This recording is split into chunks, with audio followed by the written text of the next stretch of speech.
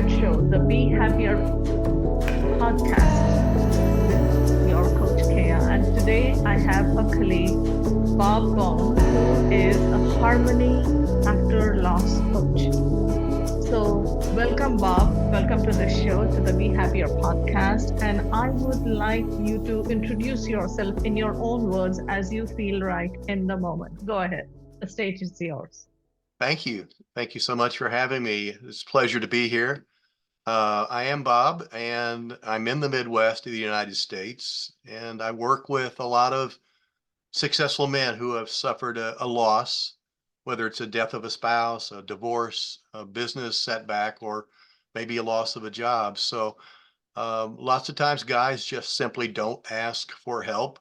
And I found that's where I was about 4 years ago. And so kind of got a heart for really helping my avatar, which was 4 year ago me.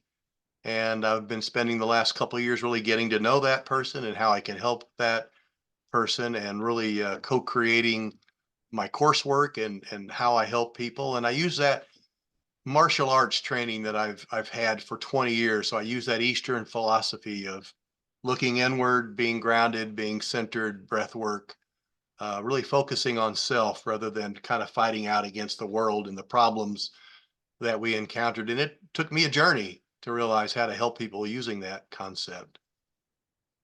Lovely, lovely. Oh my God, that was so power packed what you just said, like looking within and not fighting externally. So before we get into how you do what you do, I want to know your story. Tell us how you got started.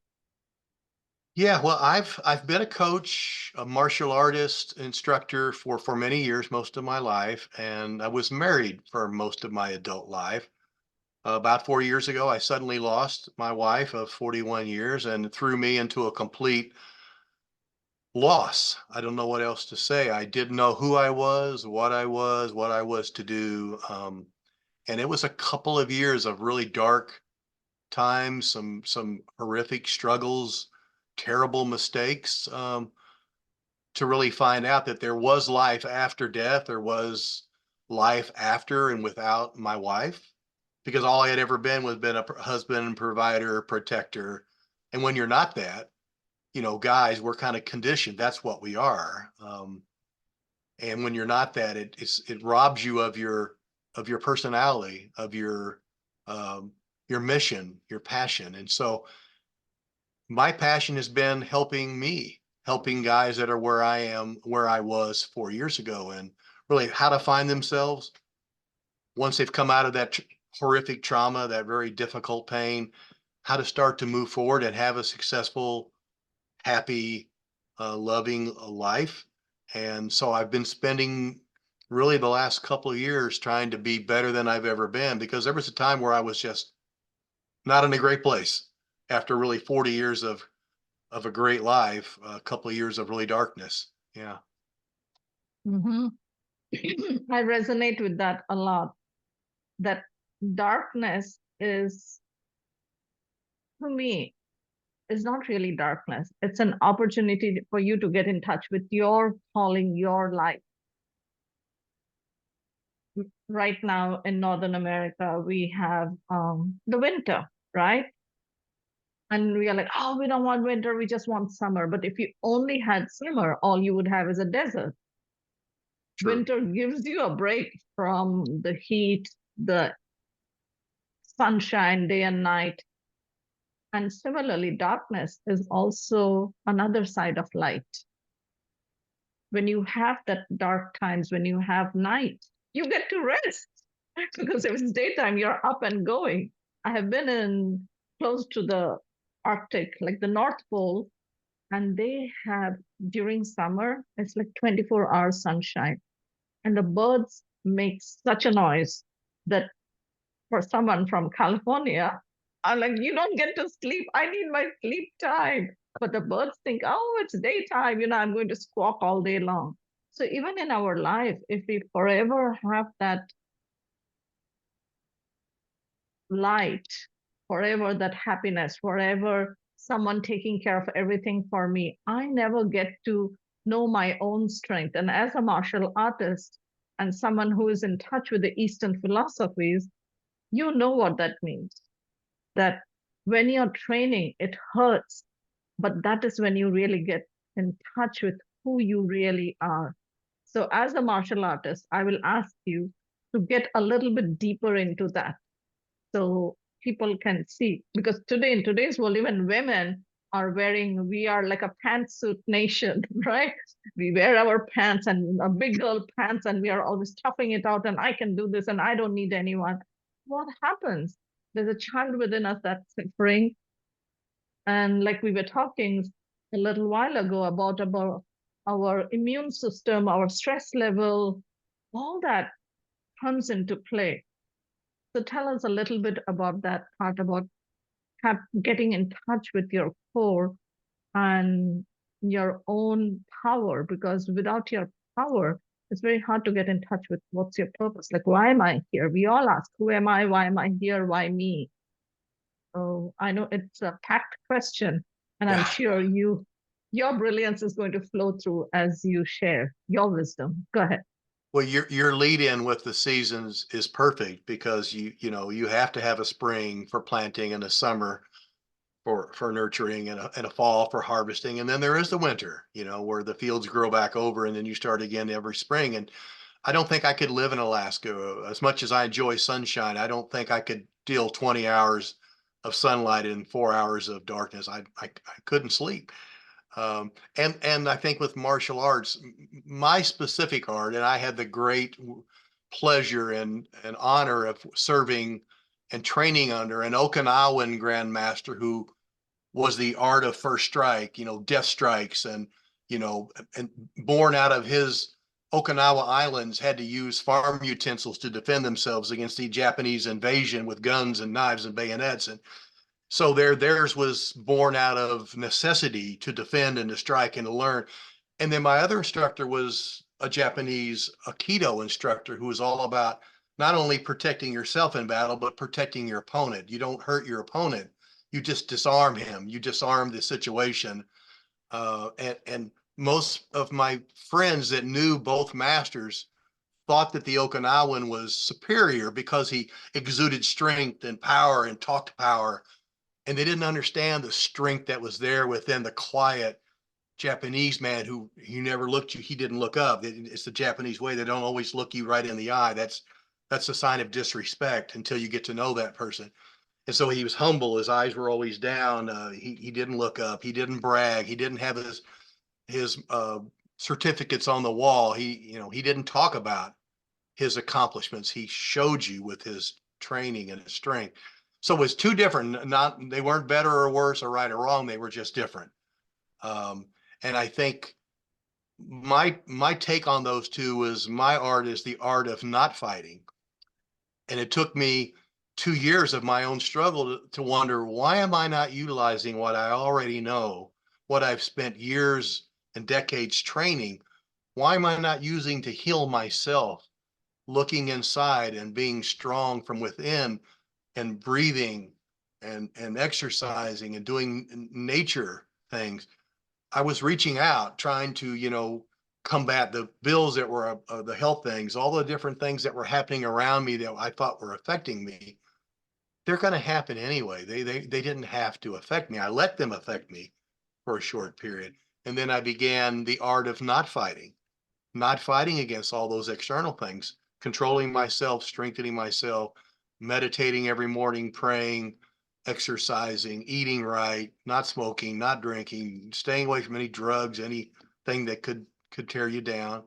And the more I focused on myself and got back to my roots and the source of my training, it helped me to deal with the grief, the struggling, the overcoming, the anxiety, the loss, and then being able to look forward again. Because if you're so spent on defeating something, you can't win your own battle because you're trying to beat somebody else or defeat something outside of you. So that's seasons of the training with katas, which are forms, which you learn your technique, the weapons training. Everyone, they see those for something that they really aren't. Those are all about, when you're using a bow or a joe or a weapon, it's not about striking.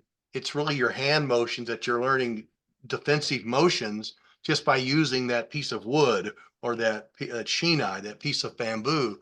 Um, so you have to learn what's really inside the training. You can't always look out at the hardness or the length of the weapon and how far it can strike or who it's going to hurt. You have to look inside. What is it training me? How am I using it for my own defense? And that's really what that is you look within first and you don't worry about the outside. The outside's going to do whatever it does. Those things are going to happen. It's again, the things your parents have probably always told us. It's not what happens to you. It's how you react to what happens to you. So some of those basic core tenements that we just need to realize and focus on. So what I'm hearing is the wizard has to become the student of his own teaching. And that's what you became. You started drinking your own brew, what you share with others. Now you had to. So basically, it was like you are going back to school from square one, karate, empty hands. You come with empty hands, and you're a master. You leave with empty hands. That's all you have. I You love are you all you saying have. empty hands. Te no michi. That's the way of the hand, the way of the open hand. That's exactly what that is. Uh-huh. You are all you have.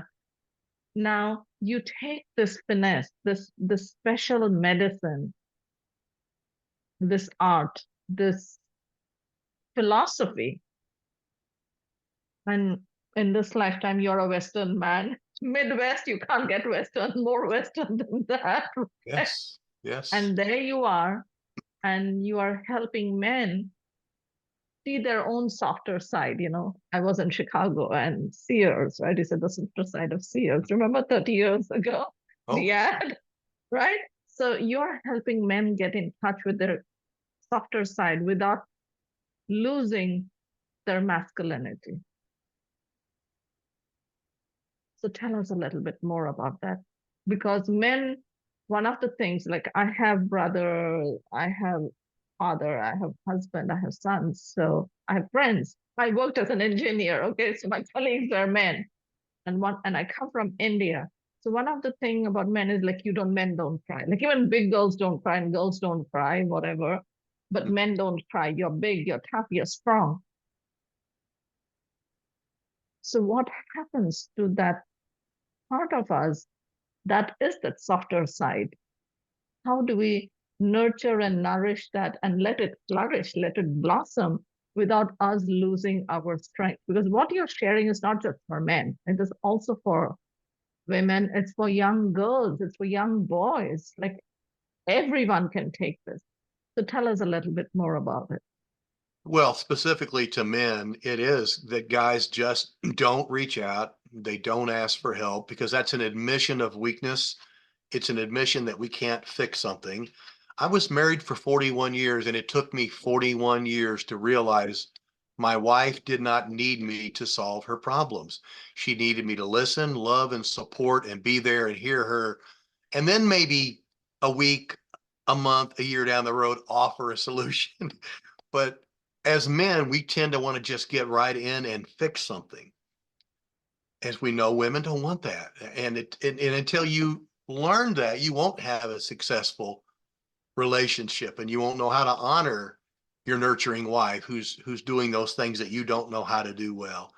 But even within ourselves, we all have a masculine and a feminine side. Some are stronger, some are weaker in certain areas. We just have to realize that admitting we need help is not a weakness. It's not an admission that we aren't strong enough or can't do something. It's just it's actually the opposite. I mean, it's being strong enough to say, I'm weak. I don't know how to fix this. I need help. Um, mine was obviously you need therapy. You need a professionally trained therapist that knows, does this person need medication? Do they need 3 times a week talk therapy? What do they need? Before you can kind of move to that next level and start looking forward because you're so stuck in the hole, you don't know where you are. You don't know what you need, but you know that you need help. And once you admit that, and guys aren't good with the very specific targeting that I've done to try to help clients, it's usually the mother, the wife, the sister, the female friend that says, "Hey, I know a guy. he needs help. He won't admit it. He won't ask for it, but here's his name. And Mhm. so that's not uncommon. It's sad that society has kind of groomed men to think, we have to be a soldier. We have to fight through it and soldier on because you can't soldier through certain losses. There's just things we don't know. Um, and I think until we're in a position to receive that help, look inside, start to heal, we won't move forward. And it took me the first 2 years before I realized that. And I had several decades of really intense martial arts. I mean, I'm a fifth degree black belt in two different styles. And, I had intensive training under two grand masters. And I still needed 2 years to capture myself again and realize what am I doing here? And I even was written up in articles and newspapers, and here's the master of the art of not fighting. I had all these people, telling me how great I was, and yet I was not seeing it within myself when I needed myself the most. I was Mhm. stuck. Um, Yeah, it takes a lot for someone to own it. And when you own it, you unleash the power that you are. So, what I'm hearing is again giving yourself the permission to be vulnerable, because without being vulnerable, you cannot be your authentic self. And without being authentic, you cannot have the authority. You cannot exude what you know yourself to be. You are forever this crumbling self and trying to hold the pieces of the jigsaw puzzle together. So, what I'm hearing is we need a lot of education. We need to know that it is okay to be just you, to go for help instead of, go for a distraction, like, whether it's alcohol or drugs or whatever, that we go to our television or TikTok or cell phone or the remote control, whatever it is. So we need a lot of education and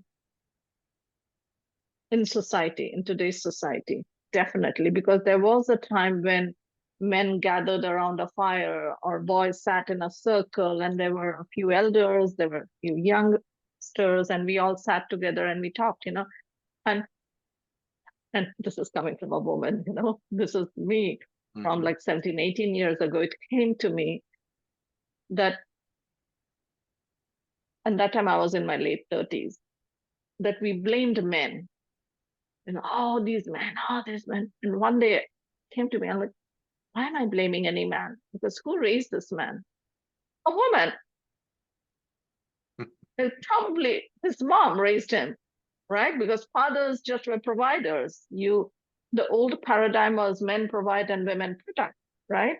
So who raised these boys it was women. So men raising men, like in the Jewish culture, they already have it, where a boy goes out. And in old Indian culture, we had it like boys were raised till they were like 8, anywhere between 8 to 13, anywhere between 8 to 12. And after that, they went out into what was called in those days the Gurukul system, where boys were raised by men.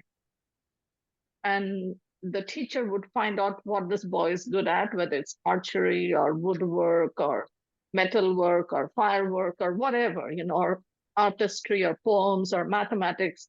And that was what was, like, you could say, like, given him more of, like, so you did not have to do everything like today's modern education system where you have to do everything. You didn't have to do it. You just hone in on whatever you are naturally gifted towards. But men sat and they talked and they laughed and they cried, and whatever they did, they hugged, whatever. And it was quite okay in society. But today we don't have that. We don't have too much of that.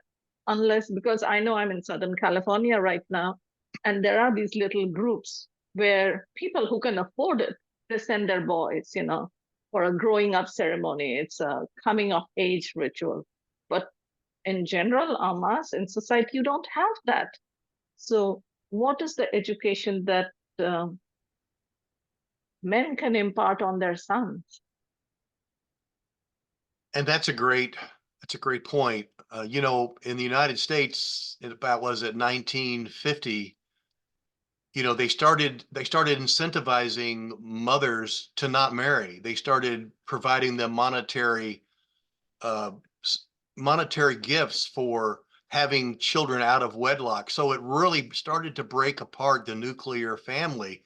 This has been 50 years now, 60 years that, and it's still to this day, you're able to get more money from the government if you're a single parent raising a child, rather than if you're in a family with you know, a nuclear family, a father and a mother married. So sad. I think the intentions must have been good somewhere in what they thought of, but the practical outcome of that has been just horrific. I was raised by a mother without a father in our family. Um, and it was hard. I've looked at all of my friends that had fathers, and not that I had it any better or worse, it was just different. My mom was my best friend until I lost her, and my wife was my best friend. So maybe I um, gravitated towards female strength because I was raised by a strong woman. And men can be raised by a strong parent, one or two, but I think they have a better chance, generally speaking. I think numerically, the statistics will show that an intact, functional family, children end up doing a lot better than when they're not. And I think we see it played out in St. Louis and Chicago and New York and LA, the big cities where you've got dysfunctional family units, and it's just terrible. And those kids don't have a chance. And it's not their fault. They just didn't. They didn't. They don't know what they never were trained and learned. And I was fortunate that my mom invested the effort in us to never let us worry about not having a father. I never really missed a dad that I didn't have. But so many young men grow up not Hmm. having that father figure, not having that strength. And again, they may have a really great mom or a grandfather or grandmother, but that doesn't always make up for not having a man to teach them. I miss not playing ball or playing catch with my dad or going fishing with my dad, or just things that a lot of father sons do that I do with my son now. I make sure I don't miss those school activities, those sporting events, those things that Hmm. are important to him. And with my daughters, the same way. My wife and I were able to break generational curses. We both came from broken homes and dysfunctional families, and we were able to break that generational curse and raise our four children, and now they are raising their children. And so we feel like we were the generation that broke that, and now our kids and grandkids have a chance. But again, a lot of kids don't have, a lot of young men, a lot of young women, they don't have the opportunity to have two strong parents in that home setting the example that both bring something that the other one doesn't. And I think that's a really hard truth that we're now realizing. It probably made some mistakes, in the past, trying to correct what we thought were mistakes. We just made further mistakes. But yeah, it's important that you get that strength from whomever you can within that family unit. And sometimes it's the cop down the street, it's the preacher in the church, it's somebody. I had a really great teacher in school, so you can look back and find people that helped. But I still Hmm. think it starts at home, don't you? Yes, everything starts at home at that kitchen table. I truly believe and agree with that. And one of the reasons why I'm so pro female empowerment is because strong women raise strong children. Amen. So if you were blessed with a strong mother who raised you to be a strong man, but there are men I have met whose moms maybe took the money and did drugs or used it as a crutch and did not give her child with the strength because she did not have it herself. And this was her cop out in some form. And so, like you say, no, things start with good intention, but they always do not have the good result. But because the government helped your mother and mothers of those generations in some way, shape, or form, our generation got to be blessed with, you know, an opportunity to find the strength within ourselves. Yes. I Yeah. believe that. I believe that. And There are no mistakes, there are no accidents. Things happen because they are supposed to happen. And what we do with them is like has this domino effect on ourselves individually and collectively. So men, when they are hurting for whatever reason, and some form of loss, some form of pain, I know the way to find you, all of that will be in the show notes, so people will know how to reach out to you. So what is it that you give them with? Like, do you give them like a half an hour quick win, a breakthrough session, something so they can get to know you a bit more intimately and finally find it within themselves that, okay, I can trust him with whatever I'm going through, so I can have the life that I seek, I desire, I deserve, so I can start flourishing in my own life. Tell us, when people find you, what is it that you take them through so they can start building that trust and begin their journey of Well, obviously, as you know, wholesome living. yeah. And as you know, it's going to be different with every man, every woman, every person's going to have a different a take on who they are and where they are and what their strengths and weaknesses are. I think that generally speaking, the thing that I do is just walk alongside them and listen and learn from their experiences, what they're feeling about what they've done. Because as men, and I can't speak for women, I only know what I felt. We do things that we think we have control over. So a man's instinct when he suffers a loss is to fix it right away, start Mm-hmm, drinking, do something that he has control over. Um, and that doesn't mean looking to someone to help them. That's not our natural instinct. mm-hmm, And again, it's kind of like reaching out. We talk about martial arts and their art not fighting. When fighting is not a natural instinct, it's not in our nature to fight. But when we are struggling, it's that whole fight or flight mm-hmm, instinct. We don't want to run from things. We don't want to seem like cowards. We don't want to seem weak. But we realize that fighting it isn't going to help either. But that's all we have. That's all we are used to. If someone confronts us in the schoolyard, we're not going to run. No matter how big the opponent is, we're going to fight. We may get a bloody nose, but we're going to fight. So starting with walking with someone and just listening, and it may be mm-hmm, it may be 10 minutes, it may be three sessions a week, it may be whatever each person needs is going to be different, but they need to be able to step back from what their instincts tell them, which is running away from, not wanting to confront an issue that they don't have control over, because lack of control is a scary thing for a guy. If we're mm-hmm, supporting a family and we lose our job, there goes our control. How do we bring home money to support our wife and children? Are they going to think less of us? Are we going to seem weak or, impotent in their eyes? So, that's always our fear, is how do we maintain that strength even when we don't have it? So it's really about everybody's different, and every person I've counseled, every person I've worked with, the walk is different. It's just a completely different walk. The pace, the distance, the tone and tenor of it. Um, but the basis of it is realizing that everything we need is right here, is within ourselves.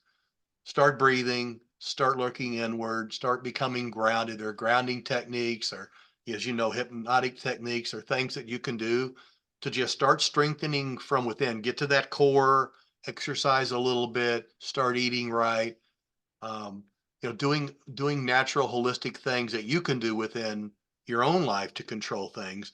That control will give you the take charge that you need to start making changes. And again, I'm a perfect example. It took me 2 years of struggling after that gigantic loss in my life, that hole that was just left, like a nuclear bomb had gone off in my living room. And literally it was in my living room where my wife took her last breath. And um, yeah, you don't overcome it. I'm still living in our home that we raised all of our kids in, and she passed here, and it's like that memory's here, but it's still our home. And guys will latch on to things like that, and it'll be hard for them to let go. Because if you're not doing what you think society says you're supposed to do as a guy, in your own eyes, you'll look down at yourself, so you assume everybody else is as well. So Mhm. that instinctual is just really beginning from a, let's start from here. Let's just be ourselves. Let's not put any unrealistic demands or expectations. And let's just start walking the walk. And we may stumble, we may fall back, we may stumble, get off track, but we just got to keep working at it. And not worry about perfection, right? I mean, we all hear that. Mhm. I think Tony Robbins has a line that perfection is an evil, unattainable idea. Just forget about it. It's a concept that we should never even consider. I love that. I agree with that. Forget Mhm. perfection. Just progress, even if it's just one step a Yes. day. One, Yeah. yeah, one improvement a week is plenty. Yes. So what I'm hearing from you is that what you offer is you hold space for your clients, if that's how you think of them. They could be your students, your clients. You offer them support, you offer them guidance, you offer them accountability, because everything you and I share and do, it's out there. And especially in today's day and age, in 2024, you can go up Google and put in and say, oh, this is what I should be doing. But then that holding space and holding the hand and being there for them and holding them accountable as that coach, so they don't slip and slide. They come, they feel good, and then they leave. No, you are there. You are there for them. And so they also know that someone out there cares enough to be there for me. So I can go through these dark nights of my soul and really live my life full of purpose and passion.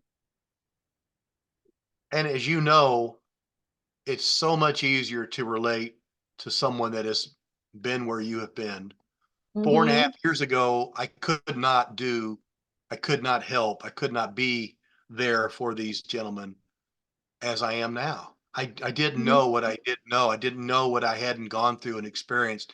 I had no idea of the pain. I'd lost my mother, grandparents, but losing a spouse that you're with for 40 years, losing something that's that significant is so extraordinary. And Mm-hmm. until you go to group share grief share groups, grief counseling groups, and you hear all the different stories and the different manifestations. But losing a daughter or a son or a husband or a wife, a father and mother, they're all different. But until you're sitting across or in a Zoom or across the desk or walking in a park with someone that has actually experienced what you've experienced, it's hard to relate. It's really, you don't want to open up to someone when they say, well, I've been a farmer and I've had a lot of really bad summers. Or, yeah, I get that. I've never been a farmer, but I'm sure it's very, very difficult. But this is a different loss. I mean, I didn't just lose crops. I lost Mm-hmm. my wife. Um, so I I, know in India, a wife is called Ardhangini, which means half of you, half of you. So, like, half of you is no more. I mean, not in the physical form. Like, Ang means your body, like half your body, because the two bodies come together to be one and live this life. And I'm not trying to bring back the pain because no. I know you have done the work, but healing is a process. It's a never ending lifelong process. So half of your body is missing now when you miss that. And it almost gets me to the speechless state. Like, oh no, my kids say, Mom, you always have a way with words. But when you are describing this, like I know when my mother passed away, and it has been 14 years, and my dad is still half the man he used to be. Yeah. I know what you're saying. I know what you're sharing because that pain is irreplaceable. That half of you fill it up with, and I guess in a way, when you fill that up, you find yourself because you realize that yeah, she's not in her physical body, but and I'm trying to put words into this experience because even yesterday or day before, I was talking to my dad, and we are in this time difference, 12 hours, because India is 12 hours ahead of us, 12 and a half hours. And he's like, and he's 86 now, and he says that, yeah, I am learning to let go. And he has lived with my sister, and I have visited him every year. Yeah, it's very hard to put to words. It's very hard to put to words. Yeah. Yeah, it's not just half of you. I'd say losing a wife is like 51%. The wife is always more valuable, I'm sorry, than the husband. They just bring there's more strength, there's more nurturing, there's more understanding, more compassion. Um, yeah, Hmm. yeah. And Yeah. I feel for your father. That's terrible. I'm glad he's still still strong and doing well at 86, but that's how many years it's been, but that's probably been the hardest years of his life since. Yeah, those 14 years. Yeah, because like his adult life, he like mom was always there. Mom was always there. And suddenly, like one day, like, oops, I don't know where the thermometer is. Oh, my wife knew it. I don't know where the screwdriver is. Oh, my wife knew it. Ask mom, where's mom? Mom is no more. And even those tiny things, right? Mom knows where what is. Well, and I've had people ask me because they got a little confused as to why I don't help everybody that suffered any kind of loss. And the point is, I have a specific loss. I have a very specific experience that I've been through and that I can relate to.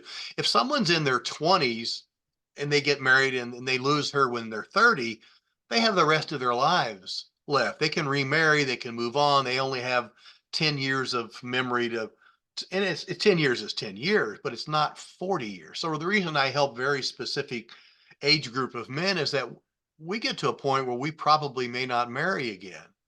I had the most perfect life I could have ever asked for, more than I would have ever thought imaginable. So he gave me everything, and I'm thankful for all that I had. And it doesn't mean that I don't have 30 or 40 great years left, but I don't know that I'll ever have that again. And so for a young man, they have, 70, 80 years left. They have a whole life to build with a future family and they can have kids. I have grandkids now, so I'm not going to have kids again. Uh, if I marry, it will be for an entirely different reason, if I ever. But my kids can't see me being married. They saw me with one woman their entire lives. Um, Not that they wouldn't love and support and honor and respect whoever I choose to be with, but the reason I'm working with people that are closer to that age group, 40 through 70, 80, they had an entire life with someone and they may Mm-hmm. not want to be with someone again. So it's different than if you're in your 20s and 30s and you have potentially 60, 70 years left with somebody. Here's another thing that's coming up. Should you choose to remarry, the other woman is not going to replace your wife. Mhm. And if you have not done the work, and this is what I'm going to be very sincere when I'm speaking over here to whoever is listening in right now, is if you have not done the work to fill up that void, it would not be fair to expect someone else to fill up that void for you, because she'll be like, because you want her to be wholesome. And if you come broken and battered, and only half of you shows up in the relationship, and she brings in the other half, two halves don't make a whole. Because if a child had half a mom and half a dad, that would be two half parents. It wouldn't be two whole parents, right? So, Sure. similarly, in your relationship, you have to show up whole and complete. And only then you can expect someone else to show up whole and complete. And together you can have a whole and complete relationship. Because this is one times one makes one.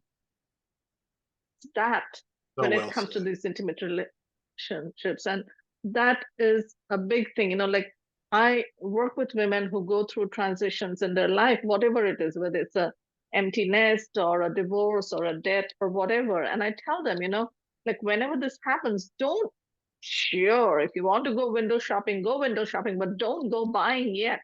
Yeah. Do the work, do the healing, return to your wholesome state so you can attract someone also who's wholesome. and not like you are bringing half of you into the relationship and expecting the other half, and the two halves will make a whole. No, no, no, no, no, no, no. You really have to do the work. So what you do is incredible. Now you really have given me something to think about, that when I work with women who are going through this divorce or whatever, I can tell them, you know what? Tell your husband to go and talk to Bob, because somehow he will, working with him, because a man sometimes doesn't want to listen to a woman, maybe listen to a man who's a 2 times grandmaster, and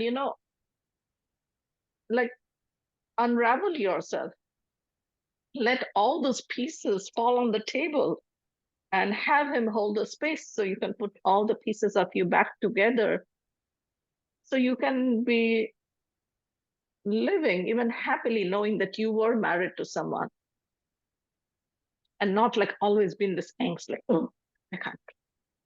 And this unforgiveness, this space of unforgiveness. Just, why did you leave me, or why did you do this to me? So, You yeah, see I many, think, yeah, you see many men that after they've been in a long-term relationship and then it's gone for divorce or passing, um, they make bad decisions because they are looking for what they thought they had, and that was their perfect, avatar, who they wanted to be with. So when you're out looking for that, you're not healing yourself. And so you're mhm, just trying to repeat what you already did, knowing that it's probably going to end up exactly the same way. Um, exactly. so it took me, this past year, I've basically just pulled back. I'm not dating. I did the dating guide choices I made right after I thought that I was healed and ready. I wasn't healed. I wasn't ready. Mhm, Um, and my therapist even said, you're dating people a little younger than you because you don't want to run the risk of losing a partner again. I said, well, on the surface of it, theoretically on paper, that makes sense, but it wasn't clicking up here. Why am I dating women 10, 15 years younger than me? Because I knew at that point I wasn't looking for a wife. I was just looking for companionship and company. But why 10, 15 mhm, years younger? But now mhm. it made sense. But so I've had to kind of pull back and say, all right, let's continue to work on myself and get stronger and heal and start to really get better vision of what that Mhm. looks like. Because it may be a wife, it may not, it may be a lifetime companion. Who knows? But don't predetermine it, because then you're not going to find it. Yeah. Yeah. So, if I can say something with conviction now, and I don't know how many minutes we have been into this conversation, to whoever is listening in right now, if you have gone through any form of loss, and even if you're a farmer and have lost some form of, call Bob and have that conversation. Have that conversation where you feel seen, you feel heard, you feel understood, you feel accepted. Because that is the greatest gift a conversation with Bob will give you. 15 minutes, 20 minutes, whatever it is. And then you can take it from there to whatever it is that next step is for you. But give yourself this gift, this chance, and this grace of knowing, of getting at least a glimpse of who you are in the presence of a 2 times grandmaster of bone. Is there anything else that you would love to share with our listener right now? No, I just thank you so much for giving me this wonderful time and this platform to connect with so many wonderful people. And thank you for all that you do. And I hope they are looking at your podcast and your other videos and seeing how much great work that you're putting out into the universe and how much help you're giving to everybody. So thank you for what you do. And I know we will meet again, and we will continue to have so many more fun conversations. I So with look forward all the to love and light, yes, and I too. So with all the love and light within me, I humbly bow to the love and light that is you, Bob, it. Thank and you. our dear audience. Thank you so much. Bye for now. Bye bye. If I could be anywhere, I'd be here with you, sharing our healing hearts, our hope and our truth. Joy overflows here at the crossroads.